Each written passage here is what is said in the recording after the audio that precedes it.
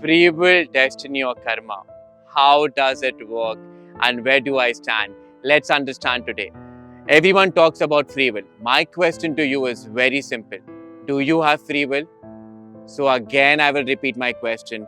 Can you leave your body at will? Can you stop your metabolism at time?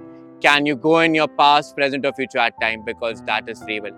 Nowadays, when we talk about free will, we connect it and comprehend it with choice. I'm not talking about choices because yes, we in that given space and time have a small duration where we make our own choices. And of course, when we talk about destiny, has anyone seen their destiny? Have you seen what is going to happen tomorrow? Or do you know when you're going to die? When we talk about destiny from a very spiritual point of view, there is nothing called destiny or free will. In Sanatan Dharma, we have the law of karma. And let's decode the law of karma together.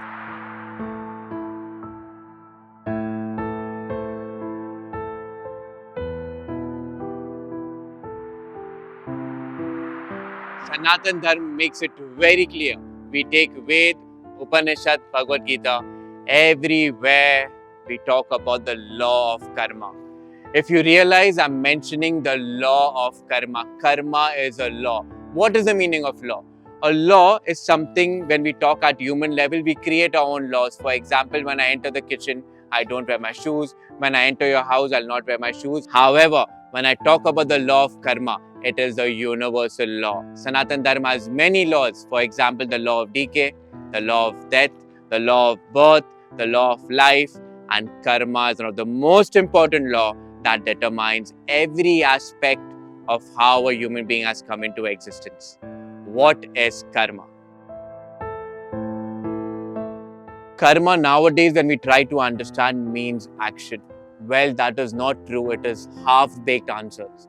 Karma in English means action, but the actual meaning is the intention and motivation behind any action. That is where karma comes into play. For example, when I talk about action, it is not a physical action. Action here means mental action.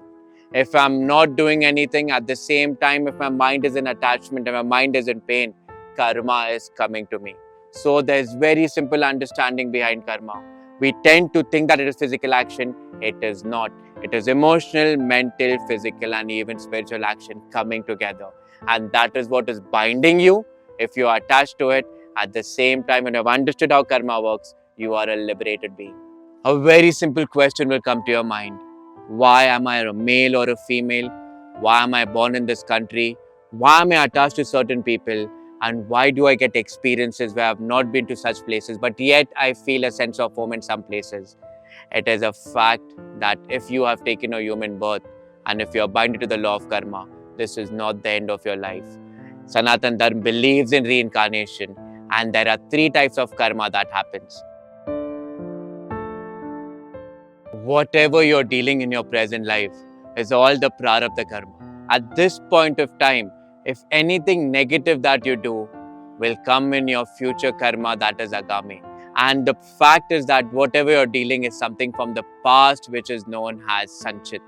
So these 3 karmas are operating on us. Let us understand in very simple language how it works. My present is prarabdha.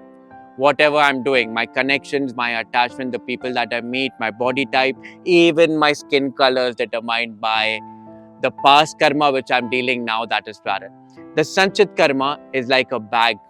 Imagine so many births have been gone through, so many processes of reincarnation and death have been gone through, so many sanskaras and vasana. Now sanskaras and vasana, all the pent up emotions, habits, spiritual qualities, identification that is carried to the next birth. In this present birth, all that is carried and you're facing it. Now, the beauty of Sanatan Dharma is there is no eternal hell or heaven. Your present actions, your present motivation will determine your future. And you can work at the past or on your past at the same time when you have the knowledge, that is Gyan Yoga, when you have the action, that is Karma Yoga, and when you surrender, that is Bhakti Yoga. When we talk about Agami, as I mentioned earlier, your present action is going to determine your future. At the same time, if I'm doing something wrong, Mother Nature will make me pay. So be aware, because the future is in your hands to a certain extent, and you can change your future by being aware of the present and letting go of the past. The law of karma is very, very simple. How does it work with reincarnation? If you have a very strong desire which is not satisfied in this birth, you will carry it to the next birth. And who has to pay? You have to pay. At this moment of time, if you're completely free, there is no past, no present, no future. What happens to an enlightened being? Let's understand. An enlightened being is free from the bondage of karma, because even if a situation is good or happy, he'll not respond to it. Or even if something that doesn't go his way, he'll not react to it.